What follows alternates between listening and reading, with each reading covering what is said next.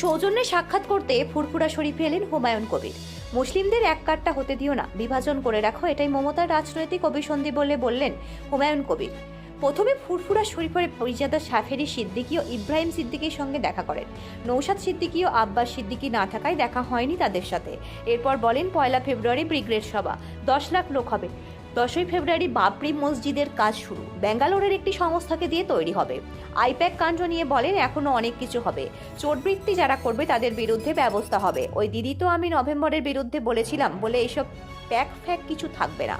আমার ভাইপো যখন বলে দিল তখন আমাদের পরিষদীয় মিটিং ডেকে বলে দিল প্যাকের সাথেই কাজ করতে হবে। আমরা রাজনীতি করব, মানুষ নেত্রীকে দেখে ভোট দেবে আর প্যাক ফ্যাক টাকা তুলবে। আইপ্যাকের টাকা তোলার বিষয়ে নতুন করে কিছু বলার নেই। ইডির খেয়ে দেয়ে কাজ নেই, সকালবেলায় কেন গেল? ওদের কাছে তথ্য আছে, প্রমাণ আছে, তাই না গেছে? অভিষেকের মিছিল করে আর কিছু হবে না। আগামী দিনে শ্রীঘরে যাওয়ার জন্য তৈরি হন। ফেব্রুয়ারি 15 তারিখ পর্যন্ত অপেক্ষা করুন। অনেক চমক রয়েছে। মমতা বন্দ্যোপাধ্যায় একজন ত্যাগী মহিলা, অনেক কষ্ট করে রাজনীতিতে টিকেছিলেন। 2016 সাল পর্যন্ত ঠিক ছিলেন। তারপরে এই সময় পর্যন্ত দেখুন একবার ভবানীপুর থানায় চলে গিয়েছিল কাকে ছাড়াতে। যদি ইডি কোনো কিছু সিজ করতো তার জন্য আইন আছে তো, সিজার লিস্ট নিয়ে আদালতে যান। নির্বাচনের দিন ঘোষণা না হওয়া পর্যন্ত এসব করবে। মুসলিমদের প্রতারণা মিথ্যাচার করেছে, মাদ্রাসা নিয়ে করেছে, ছেলেরা মিড ডে মিল পায় না, অথচ পথ কুকুরদের মিড ডে মিল খাওয়ানো হয়। ওই সবুজ ফাইল প্রসঙ্গে বলেন ডাল মে কুছ কালা হ্যায়, না হলে এত তৎপরতা কেন? সর্বস্ত। ব্যুরো রিপোর্ট, আমার বাংলা নিউজ।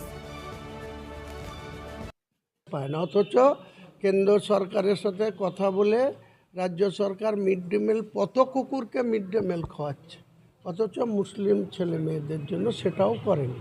এইসব মিথ্যাচারের জবাব আগামী দিনে শুধু নোটিফিকেশনটা হতে দিন, কারণ যতক্ষণ নোটিফিকেশন না হবে রাজ্য প্রশাসনের এই যে অনৈতিক কাজ, মমতা ব্যানার্জি নিজে একজন তার সংস্থাকে ছাড়াতে চলে যাচ্ছে, তাহলে তার যারা বিরোধিতা করবে তাদের সঙ্গে কী আচরণ করবে, তার জন্য বিজ্ঞপ্তিটা হতে দিন, তার আগে অনেক কিছু দেখতে পাবেন। ফুরফুরা শরীফের সমর্থন কি আপনার দল পাবে, আপনি পাবেন? দেখুন, আমি এখানে দলের সমর্থনের জন্য এখানে আসিনি। আমার নিশ্চয়ই গণতান্ত্রিকভাবে আমার অধিকার আছে। আমি যে দল প্রতিষ্ঠা করেছি সেই দলের সর্বস্তরের মানুষের কাছে আমি আহ্বান করব, আবেদন করব, সিদ্ধান্ত নেওয়ার, নিজের সিদ্ধান্ত নেওয়ার বা কাকে ভোট দিবেন, কার পক্ষে ভোট দিবেন, সেটা সম্পূর্ণ ফুরফুরা শরীফের প্রতিবাদী চরিত্র কাসেম সিদ্দিকী তৃণমূলে, নওশাদ সিদ্দিকী আইএসএফে, ফুরফুরা পীরজাদা সাফেরি সিদ্দিকী কি আপনার দলে? দেখুন, এই বিভাজনটা মুখ্যমন্ত্রী চালাকি করেছেন। ফুরফুরা শরীফের পীরজাদা বা এই পবিত্র স্থানের যেনারা বসবাস করেন, যেনারা উত্তরসূরি, তেনারা একটা পরিবার ডাইরেক্ট পলিটিক্সে আছে, বাকি তোহা সাহেব থেকে শুরু করে ওনারা তো, ওই কাসেম সাহেব তো ওনাদেরই সঙ্গে ছিলেন। সেটাকে কিভাবে সরিয়ে নেওয়া হয়েছে সে সবাই জানে। তার বা মর্যাদায় বা কী দিয়েছেন তেনাকে জেনারেল সেক্রেটারি, কত নম্বর জেনারেল সেক্রেটারি একবার জিজ্ঞেস করেন তো কাসেম সিদ্দিকীকে।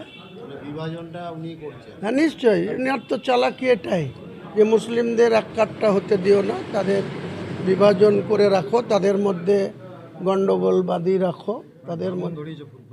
হ্যাঁ হ্যাঁ, তাছাড়া আর কি, কোনো সৎ উদ্দেশ্য নাই এর মধ্যে। এদের যে পরিবার, সেই পরিবারকে বিভাজন করে রাখো, তাহলে এরা দমে থাকে। চাইতেই পারে, ও শওকত তো অনেক কিছু বলছে। শওকতকে আগামী দিনে হারিয়ে ছাড়ব। শওকতের সব সমর্থন করে নাকি? হ্যাঁ নওশাদকে সমর্থন করে? হ্যাঁ, নওশাদ আমরা একসঙ্গে লড়ে হারাবো ওকে। মূলত তাহলে কি জন্য আসা আজকে এই ফুরফুরাতে? এখানে বললাম তো, শুধু নামাজ পড়তে এসেছি আর ওনার সাথে হুমায়ুন কবিরকে কি সমীহ করা বা ভয় পাচ্ছে তৃণমূল? বলতে পারবো না, হ্যাঁ, কারণ আছে কি? ওনাদেরকে জিজ্ঞেস করুন। না, আপনি কি বলছেন, মানে কি সেরকম একটা আমি কাউকে ভয় পাই না, আর আমাকে কেউ ভয় পাক সেটাও আমি চাই না।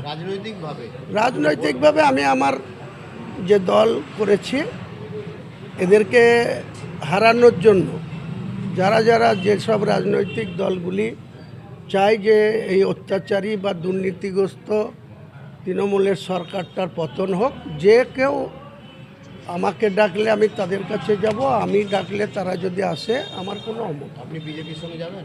বিজেপির সঙ্গে, বিজেপিকে ক্ষমতা না আসতে দেওয়ার জন্য আমার দল, আর এই দুর্নীতিগ্রস্তদের পরাস্ত করার জন্য আমার দল। কিন্তু কদিন আগে তো বাম মিঠুন কংগ্রেসের সঙ্গে কথা হলো কি? এখনই বলবো না, সময় কথা বলবে। 1 ফেব্রুয়ারি কলকাতার ব্রিগেড ময়দানে দেখতে পাবেন কে থাকবে। মিঠুন চক্রবর্তী একটা বার্তা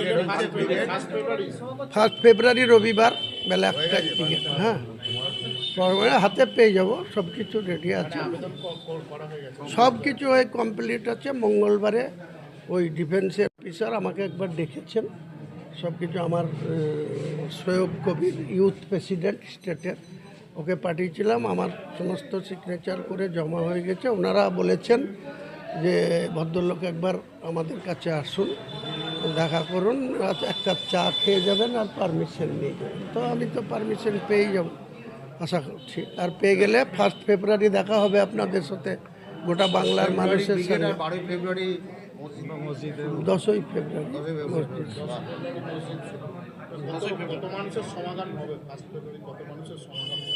আমার টার্গেট 10 লক্ষ। এখন কত হবে তো আমি গুনতে পারবো না, আপনাদেরকে গুনতে হবে ক্যামেরা। নিশ্চয়ই থাকতে পারে, নিশ্চয়ই থাকতে পারে। একাধিকবার আপনাকে দেখা গেছে যে আপনি যখন কি ইস্তামাতে করে করবেন? এলেন বলছি এবং যে- পাশাপাশি যখন আপনি ব্রিগেডে গেলেন সেখানে গো ব্যাক স্লোগান দাদা বলছি 2 তারিখ থেকে মাধ্যমিক পরীক্ষা, 2 তারিখে, 1 তারিখে মিটিং করবেন? হ্যাঁ 1 তারিখে মিটিং করলে কি আছে, সে রবিবার আছে।